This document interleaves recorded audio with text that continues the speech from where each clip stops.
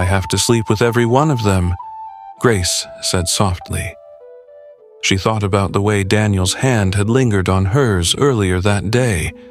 It felt different, and how Samuel had smiled at her, his voice low and teasing as he spoke. Her heart raced at the memory. She leaned against the baobab tree, staring out at the faint glow of the village huts. "Every single one of them," she whispered, her voice barely audible. Her hands trembled, but she knew there was no other way. "I can't miss this chance, no matter what." Her lips curved into a small, nervous smile as she took a deep breath. The line had already been crossed, and tonight there was no going back. Once upon a time, in a quiet village surrounded by rolling hills and ancient baobab trees, there lived a young woman named Grace. She was known throughout the village for her beauty, with large purple eyes that seemed to hold the secrets of the world, and a smile that could light up even the darkest corners. But despite her charm, Grace remained unmarried, a fact that puzzled everyone. The villagers often whispered about her as she walked by. "Why is Grace still single?" they asked. "She's beautiful enough to have her pick of anyone." Grace heard their whispers, but she kept her head high. Deep down, their words stung because they reminded her of the one thing she wanted, but didn't have: someone to share her life with. But Grace wasn't the kind of woman to settle for just anyone. She wanted a love that felt as strong and real as the earth beneath her feet. One evening, Grace made a decision. She would visit Nana, the village oracle. Nana was known to have the wisdom of the ancestors and was often sought for guidance. Grace hoped that Nana could give her clarity. Nana's hut stood on the outskirts of the village, surrounded by wildflowers and herbs that gave the air a fresh, earthy scent. The hut itself was simple, made of clay and wood, with charms hanging at the entrance to ward off evil spirits. Inside, Nana sat cross-legged on a mat, her gray hair tied back, and her eyes sharp despite her age. "I've been expecting you," Nana said with a small smile as Grace entered. "Sit, my child." Grace hesitated for a moment before sitting on the mat across from her. "Nana, I need your guidance," she said, her voice soft but steady. "The villagers talk about me. They wonder why I am not married, and sometimes I wonder too. Am I meant to be alone?" Nana's eyes softened as she reached out to place a hand on Grace's. "You are not alone, my dear. The ancestors have spoken about you, and they have revealed something extraordinary." Grace's heart raced. What have they said?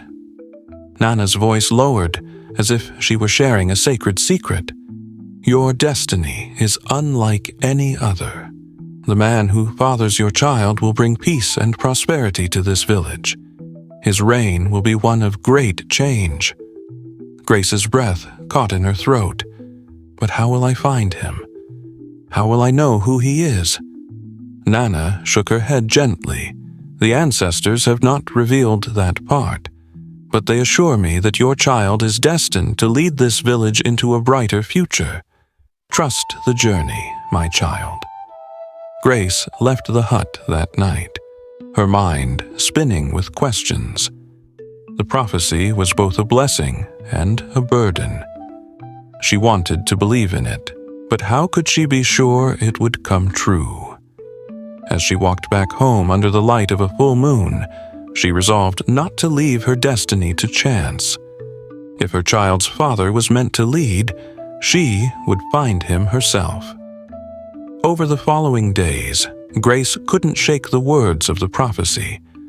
She tried to go about her daily routine, fetching water, tending to her small garden, and helping her neighbors, but the prophecy weighed heavily on her mind.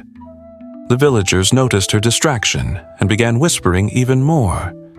"What's wrong with Grace?" an older woman asked at the market. She seems different." "Maybe she's finally found someone," another replied with a smirk. "Or maybe she's up to something." One night, as Grace lay in bed staring at the thatched roof of her hut, she made a bold decision. She would approach every eligible man in the village to fulfill the prophecy.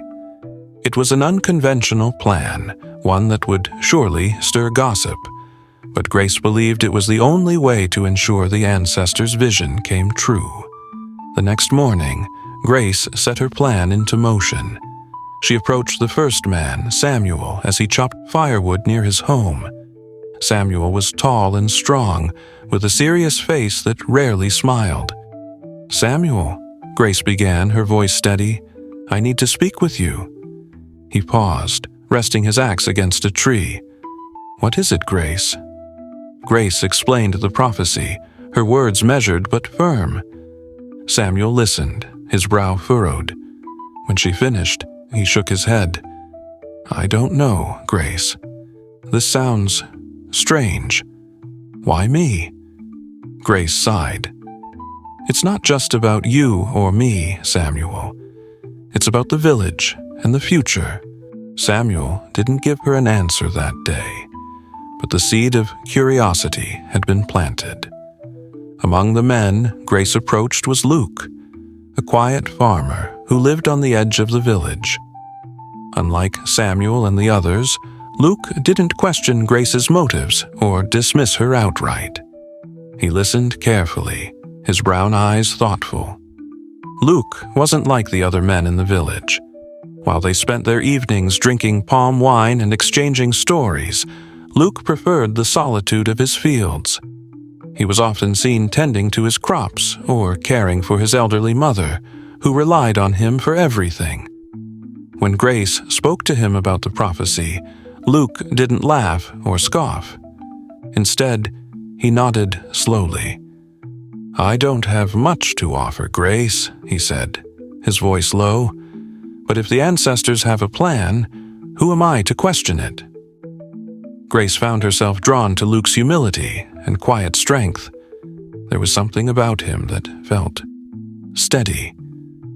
For the first time, she wondered if the prophecy might lead her not just to destiny, but to something more personal, something like love. The days turned into weeks as Grace continued her unconventional search. Each man she approached had a different reaction. Some were intrigued, others were skeptical, and a few outright refused. The whispers in the village grew louder, but Grace ignored them. She was determined to fulfill the prophecy, no matter what people thought. The village square became the center of speculation. Women gathered at the well, speaking in hushed tones about Grace's boldness. "Have you heard? She even approached Daniel the carpenter." One woman said, her eyes wide with disbelief. "Daniel, he's been courting Margaret for months." Another replied, shaking her head. "Grace is either very brave or very foolish." Despite the gossip, Grace held her head high. She knew the villagers didn't understand her mission, but she believed the ancestors' prophecy was too important to ignore. One evening, as Grace was walking back from the river, she passed by the home of widow Sarah. Sarah was one of the oldest women in the village, known for her sharp tongue and keen insight. She called out to Grace from her porch. "Grace, come here," Sarah said, her voice firm but not unkind. Grace hesitated, but walked over, curious about what the widow wanted. "You've been stirring up quite the commotion," Sarah said, motioning for Grace to sit beside her. "Do you know what you're doing?" "I'm following the ancestors' guidance," Grace replied, her tone resolute. "They've shown me a path, and I'm walking it." Sarah shook her head slowly. "The ancestors may guide, but they don't always make the path easy. You're playing with fire, child. Be careful it doesn't burn you." Grace frowned. "What do you mean?" Sarah leaned closer, her eyes serious. "People don't like what they don't understand. And when they fear something, They can turn on you faster than you think. You're testing the patience of this village, Grace. Just remember that." The widow's words stayed with Grace as she walked home that night. She didn't regret her decision, but she realized for the first time just how precarious her position was. If the prophecy didn't come to fruition, she would be left with nothing but the scorn of her neighbors. Months later, Grace's efforts bore fruit. She was pregnant. The news spread through the village like wildfire, igniting curiosity and speculation. "Who's the father?" people asked, their voices tinged with both excitement and suspicion. But Grace refused to answer, saying only, "The ancestors will reveal the truth when the time is right." As her belly grew, so did the tension in the village. Each man she had approached began to wonder if the child was his. Some claimed to see resemblances in her features, while others began boasting about their supposed connection to her. When the day of the birth finally arrived, the entire village was on edge. Grace delivered a healthy baby boy, and the village erupted in celebration. She named him Daniel, a name that symbolized strength and judgment. But the joy was short-lived. Within days, arguments broke out among the families. Each family with an eligible man claimed Daniel as their own, leading to heated debates and growing resentment. While the other men argued and staked their claims, Luke remained silent. He continued working his fields, avoiding the chaos that consumed the village. Grace noticed his absence and wondered why he hadn't come forward. Had she misjudged him? Or was he simply waiting for the right moment? One evening, as Grace sat outside her hut cradling Daniel, Luke approached her. He stood at a distance, his hands in his pockets. "Grace," he said softly, "I didn't come here to argue or fight. I just wanted to see if you and the baby are well." Grace looked up at him, her eyes searching his face. "We're fine," she said. "But Luke, why haven't you said anything? Don't you wonder if Daniel is yours?" Luke sighed, his shoulders slumping. "Of course I wonder, but this isn't about me. It's about what's best for you and the child. I'll support whatever decision you make, Grace. I just want you to be happy." His words touched her deeply, but they also added to her confusion. If Luke wasn't the father, why did she feel such a connection to him? The village elders, unable to resolve the growing conflict, convened a meeting under the shade of the largest baobab tree. The tree's gnarled branches stretched high into the sky, a symbol of wisdom and endurance. "We cannot let this division continue," said Elder James, his voice firm. "The child's future and the future of our village depends on us finding the truth." Nana, the oracle, stepped forward. Her presence commanded respect, and the crowd fell silent. "The ancestors have shown me a way," she said. "The men must undertake a journey to the sacred mountain. At its peak lies the moonstone, a relic of great power. It will reveal the truth." The villagers murmured among themselves. The sacred mountain was known for its dangers: steep cliffs, wild animals, and treacherous paths. But the elders agreed that it was the only way to end the dispute. The sun rose slowly over the village, casting long shadows across the ground as the chosen men gathered in the square. Each man carried a small satchel containing food, water, and offerings for the ancestors. The air was thick with tension, and the villagers watched in silence as the men prepared to leave. Grace stood at the edge of the square, holding Daniel close to her chest. Her heart pounded as she looked at the men who had claimed a connection to her son. Among them was Luke, his face calm but determined. Grace's eyes lingered on him, and for a moment their gazes met. He nodded at her, a silent reassurance that whatever happened, he was ready to face the truth. Elder James stepped forward, his staff in hand.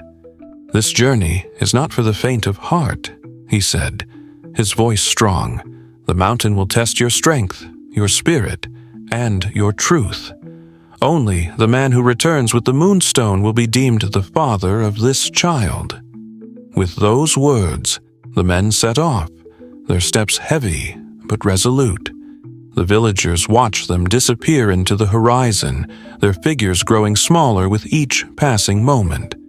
As the group made their way through the dense forest that surrounded the sacred mountain, tensions began to rise. Samuel, the carpenter, walked ahead, his jaw tight and his eyes focused on the path. Behind him, David, a fisherman known for his fiery temper, muttered under his breath. "I don't see why we all have to go," David said, his voice laced with irritation. "It's obvious who the father is." Samuel turned sharply, his eyes narrowing. "And who would that be, David?" "You?" David smirked. "Why not? I've known Grace longer than any of you." The men stopped, their eyes darting between the two as the argument escalated. Luke stepped forward, his voice calm but firm. "This isn't about who thinks they deserve the title. It's about the truth. Let's focus on the journey and leave the rest to the ancestors." His words seemed to diffuse the tension, and the group continued, though the unspoken rivalry simmered beneath the surface. The forest thinned as they approached the base of the sacred mountain, revealing its steep slopes and jagged rocks. The men paused, their breaths heavy as they stared up at the daunting climb ahead. At the foot of the mountain stood a stone altar inscribed with ancient symbols. Elder James had explained that each man must leave an offering at the altar before beginning the ascent. The offerings were meant to show their sincerity and respect for the ancestors. One by one, the men stepped forward, placing their offerings on the altar. Samuel offered a small carving he had made, while David placed a string of fish he had caught. Luke, ever humble, offered a single ripe fruit from his farm. As the last offering was made, the air seemed to shift. A soft wind blew through the trees, carrying with it a sense of anticipation. The men began their climb, the path growing steeper and more treacherous with every step. The mountain tested them at every turn. Loose rocks threatened to give way beneath their feet, and the thin air made it difficult to breathe. At one point, Samuel slipped, his body dangling over the edge of a cliff. It was Luke who reached out, grabbing his arm and pulling him to safety. "You could have let me fall," Samuel said, his voice shaky. "That's not who I am," Luke replied simply, helping him to his feet. As they neared the summit, the men came across a cave hidden among the rocks. Inside, they found a pool of crystal-clear water that seemed to glow with an otherworldly light. The sight stopped them in their tracks. David knelt by the water, his reflection shimmering on the surface. "What is this place?" he asked, his voice barely above a whisper. "It's a test," Luke said, stepping forward. "Elder James mentioned this. The water reveals the truth to those who seek it." The men exchanged uneasy glances. One by one, they approached the pool, peering into its depths. Some saw images of their families, while others saw their deepest fears. When it was Luke's turn, he hesitated, then knelt by the water's edge. For a moment, the surface remained still. Then, an image appeared, Grace holding Daniel, her face serene and full of love. Luke's breath caught in his throat. He stood up, his resolve stronger than ever. He knew he had to see this journey through to the end. When the men finally reached the summit, they found the moonstone resting on a pedestal at the center of a small clearing. The stone glowed softly, its light pulsing like a heartbeat. Elder James had told them that only the true father could retrieve the moonstone. The men stood in a circle around it, their faces tense with anticipation. Samuel stepped forward first, his hands trembling as he reached for the stone. But as his fingers brushed its surface, the light dimmed and the stone remained still. He stepped back, his shoulders slumping in defeat. One by one, the men tried, but the stone did not respond. Finally, it was Luke's turn. He approached the pedestal, his heart pounding in his chest. As he placed his hands on the stone, its light flared brightly, illuminating the entire summit. The men stared in awe as the stone's glow enveloped Luke, casting him in a radiant light. A voice seemed to echo in the wind, soft but firm. "He is the one." Luke turned to face the others, his expression a mixture of shock and relief. The journey was over, and the truth had been revealed. The descent from the sacred mountain was filled with silence. The men were physically and emotionally drained, their minds heavy with the revelation that Luke was the true father. For Luke, the weight of the truth was equally profound. He couldn't stop thinking about Grace and Daniel, wondering how they would receive the news. When they reached the village, the sight of the returning group caused a stir. Villagers gathered in the square, their faces filled with anticipation. Grace stood at the edge of the crowd, her heart pounding as she cradled Daniel. Elder James raised his hand to silence the murmurs. "The journey has revealed the truth," he announced. "Luke is the father of Daniel, as chosen by the ancestors." A collective gasp rippled through the crowd, followed by a mix of cheers and stunned silence. Grace's eyes filled with tears as she looked at Luke. He stepped forward, his gaze steady, but filled with emotion. "I didn't know what the journey would reveal," Luke said, his voice steady. "But now that I know the truth, I promise to take responsibility and be the father Daniel deserves." Grace nodded, her heart swelling with relief and gratitude. The crowd began to cheer, the tension that had gripped the village finally dissolving. As the villagers celebrated, Samuel lingered at the edge of the square, his face clouded with regret. He approached Grace later that evening, his steps hesitant. "Grace," he said softly, "I wanted to apologize. I was so caught up in the idea of being chosen that I forgot what really mattered. Luke is the right man for you and Daniel. I see that now." Grace smiled gently. "Thank you, Samuel. It takes courage to admit that, and I appreciate it." Samuel nodded and walked away, a small weight lifted from his shoulders. The experience had humbled him, and he vowed to focus on being a better man. The next day, the elders convened to address the implications of the journey and the conflict it had caused. Elder James spoke with authority, his voice carrying across the square. "This experience has shown us the importance of truth and unity," he said. "But it has also revealed the flaws in our traditions. We must ensure that such divisions do not happen again." Nana, the oracle, stepped forward. "The ancestors have guided us, but it is up to us to learn from their wisdom. Let this be a turning point for our village." The council agreed to establish new guidelines for resolving disputes and ensuring that future decisions were made with fairness and transparency. The villagers nodded in agreement, their faith in the council restored. With the conflict resolved, life in the village began to return to normal. Grace and Luke started building a life together, their bond growing stronger with each passing day. Luke proved to be a devoted father, and Daniel thrived under his care. Grace's neighbors, who had once whispered about her unconventional choices, now admired her strength and resilience. She had faced judgment and adversity, yet she had come out stronger, her family intact. One afternoon, Grace visited Widow Sarah, who was sitting on her porch as always. Grace handed her a basket of fruit and sat down beside her. "You were right," Grace said, her voice warm. "The journey wasn't easy, but it was worth it. Thank you for your wisdom." Sarah chuckled softly. "I didn't do much, child. You found your way because you followed your heart. That's all anyone can do." Grace smiled, feeling a sense of closure.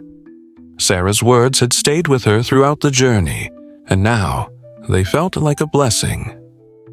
To mark the end of the conflict and the beginning of a new chapter, the village held a grand celebration. The square was decorated with colorful cloth and lanterns, and the air was filled with music and laughter. Grace and Luke stood together, watching Daniel toddle around with the other children. Elder James approached them, a warm smile on his face. "You've been through so much, but you've shown the village the power of truth and love," he said. "May your family continue to bring us hope and inspiration." Grace and Luke nodded, their hearts full of gratitude. As the festivities continued, they felt a deep sense of belonging and peace. Years later, Daniel grew into a strong and kind young man, embodying the values of honesty and humility that his parents had taught him. The villagers often remarked on how he brought people together, much like his parents had done during their time of trial. Grace and Luke's story became a tale of resilience and redemption, passed down through generations. It served as a reminder that even in the face of uncertainty and conflict, the truth had the power to heal and unite. As Grace and Luke watched their son play in the fields, they knew that their journey had been worth every challenge. They had built a life filled with love, trust, and hope, a legacy that would endure long after they were gone. Thank you so much for watching. Please don't forget to subscribe to the channel and turn on the notification bell so you don't miss any of our story. Till I see you again in my next story, goodbye.